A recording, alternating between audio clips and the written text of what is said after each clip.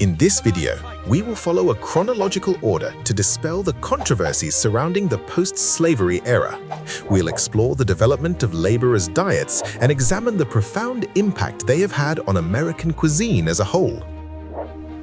Long before the Mayflower, specifically a year before those 41 adult males landed at Plymouth in 1620 to sign the compact that laid the foundation for the so-called democratic and free America, the first batch of slaves from West Africa had actually already arrived in North America ahead of them. In the more than 200 years that followed until the end of the Civil War, approximately 600,000 black people were transported to the United States through the notorious Atlantic slave trade system. By the time slavery was abolished, this population had grown to a scale of about 4 million. Unlike the northern states, which leaned toward abolition early on, the cotton industry that rose in the 1800s bound the southern states even more intensely to the institution of slavery. This, of course, caused countless black people to endure all manner of tragic suffering. However, objectively speaking, it was precisely because those high and mighty plantation owners were pampered in their daily lives, sitting idle and enjoying the fruits of others' labor, that black workers, while remaining at their posts, were able to slowly but resiliently infuse their own culture into the other side. Typical examples include black cuisine, which used cheap ingredients but possessed a distinct style and rich flavors. These foods, during the rise of black liberation movements in the 1960s and 70s, earned a specific name: soul food. Soul food was initiated by black people under slavery. In its development, it continuously blended various culinary characteristics from Western Europe and Native Americans, eventually becoming one of the sources representing the warm and rustic cuisine of the American South today. Today, we are primarily telling its story. Regarding early production in the American South, whether master or slave, the most commonly eaten foods were essentially two things: pork and corn. The difference was that the slave owner's table was likely set with premium bacon, ham, and sweet, soft corn pudding, while the fixed rations distributed weekly to slaves were usually just some inferior cornmeal, a few pounds of the cheapest salt pork, and a small jar of molasses. Therefore, their staple food for breakfast was generally corn mush boiled with water. For the main meal, it was mostly cornbread, mixed and fried or baked. For a long time, some people attempting to defend slavery would toss out the argument that the slave laborers toiling all day in the plantations actually ate quite well. But, according to research by the renowned American culinary historian Michael Twitty, those enslaved people who could actually fill their stomachs were basically prime-age male skilled laborers. For the elderly whose physical strength was declining, or for children and pregnant women, even basic subsistence was out of the question.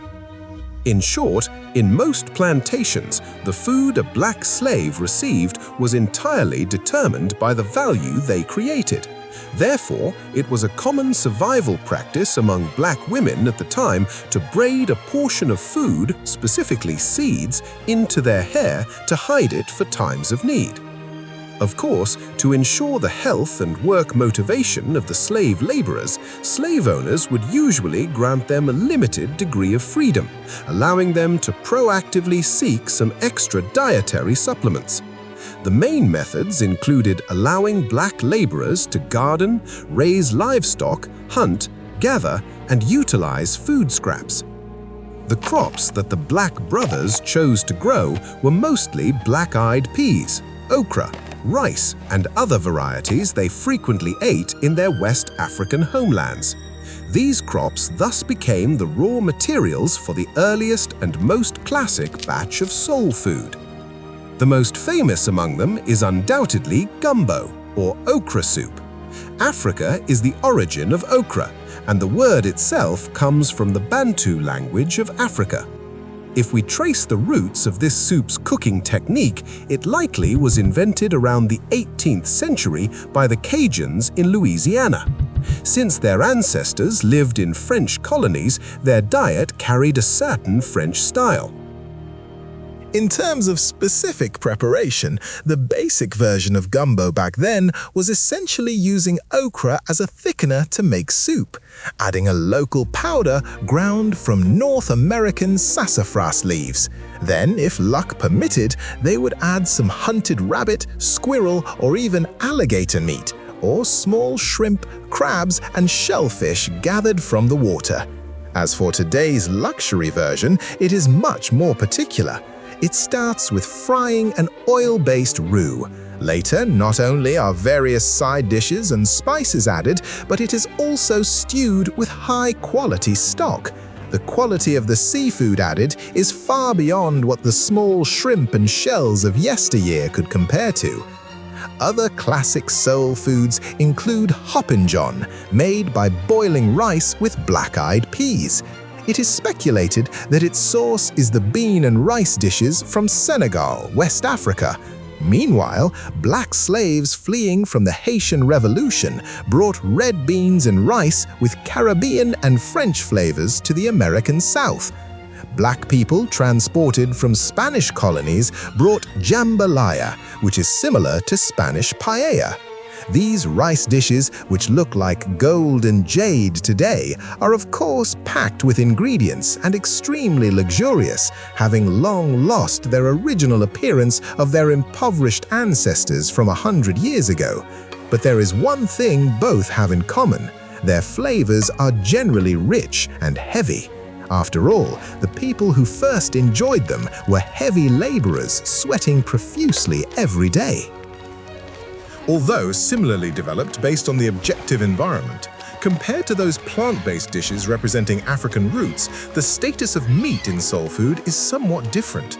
Take pig, for example. Slaughtering pigs was a highly seasonal and cyclical activity on the plantation. The slave owners naturally took all the prime cuts. The so-called pig heads, trotters, and offal, or intestines, were mostly given to black laborers as rewards. Consequently, based on these raw materials, many soul foods emerged. For instance, during the Great Migration of the US population in the early 20th century, famous dishes like stewed pig trotters and chitterlings, stewed pig intestines, spread widely. Originally, these were classic Southern dishes that could stand alongside New Orleans crawfish. But later, perhaps because a well-fed and clothed America gradually looked down on these leftover scraps, black people during constant uplift movements also actively distanced themselves from them. Eventually, these two dishes were even imbued with varying degrees of stereotypes by the most sensitive groups. But if we don't talk about the political spectrum and just discuss taste, both have to be described as delicious delicacies with particular cooking methods, meticulous processes, rich broth, and spicy flavor. However, compared to the plight of fried chicken, the issues with pig intestines and trotters are nothing. Originally, in the years under slavery, chickens were the only animals black people were allowed to raise. In their dietary system, chicken was always the most stable source of protein. Aside from the simplest boiled eggs, there were also flavorful southern deviled eggs. As for chicken meat, the main processing method at the time was deep frying because it was the most convenient and fast. In those difficult years, eggs and chicken were always the food black laborers relied on. In fact, before the Civil War, many people saved enough savings to buy back their freedom by raising young chickens and selling fried chicken. So, logically speaking, fried chicken should be the most politically correct soul food. But, due to cultural conflicts arising from racial hostility in the early 20th century, fried chicken was ultimately molded into a food with a sensitive status. In 1915, a movie titled The Birth of a Nation was released in the United States. In film history, this is a milestone production.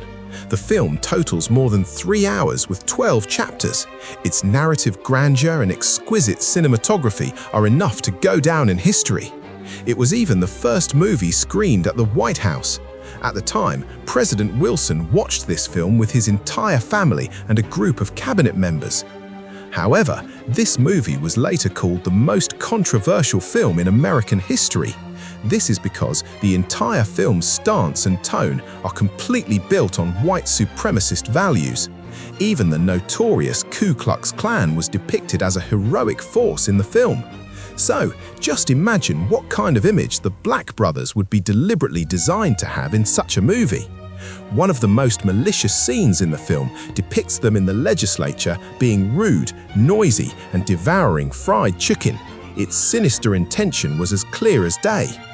By 1925, the nauseating Coon Chicken Inn chain opened. From the store name to the image design and corporate culture, this store was full of naked racial discrimination against Black people.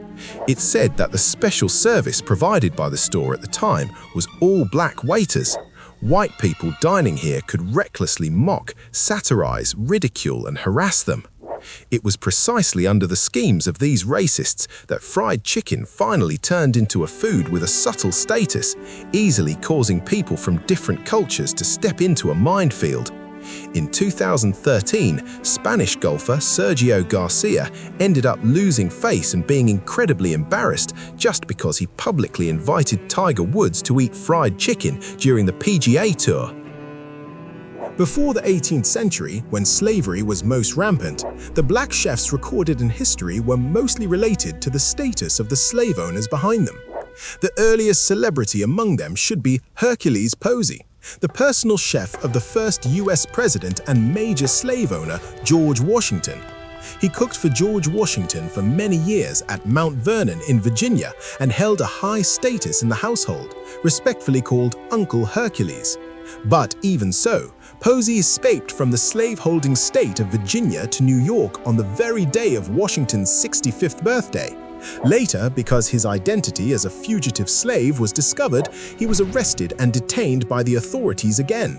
Fortunately, on his deathbed, Washington added a sentence to his will regarding the release of Posey, so he was finally freed. Later, the household of the third U.S. president and main drafter of the Declaration of Independence, Thomas Jefferson, also produced a famous Black chef, James Hemings. In terms of bloodline, James actually had 3/4 white ancestry and even was the half-brother of Jefferson's wife, Martha. But just because his mother was an African slave by blood, James could at best be a chef by Jefferson's side. However, Jefferson did fund him to become the first African American to go to France to receive chef training, but later this talented Black chef chose to commit suicide at the age of 36. Legend has it that the cooking recipes he left behind were still used in Jefferson's estate many years later. Compared to these two early Black famous chefs with unfortunate fates, after the 19th century, with the rapid increase in the African American population and the swaying and loosening of slavery policies, some truly excellent Black entrepreneurs and restaurant owners gradually appeared in the culinary field. Foremost among them was Thomas Downing, known as the Oyster King of New York. Downing served in the U.S. Army in his early years and came to New York around 1820.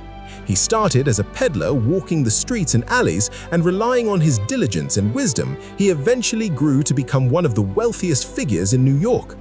Back when the great writer Charles Dickens toured the United States, New York held a welcome reception for the occasion. The catering service provider selected for the occasion was one of Thomas Downing's restaurants. At Downing's most glorious time, he even launched an ocean-going business, sending New York oysters to customers all over the world. Even Queen Victoria, known for her love of gourmet food, tasted Downing's oysters and praised them highly. The Queen even had someone write a thank you letter to Downing and specifically presented him with a valuable gold chronometer.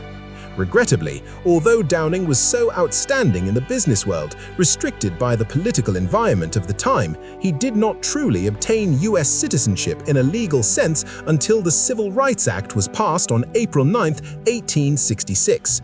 And as if it were fated, on the very next day, Downing, who spent his life running for equal rights and abolition, quietly passed away.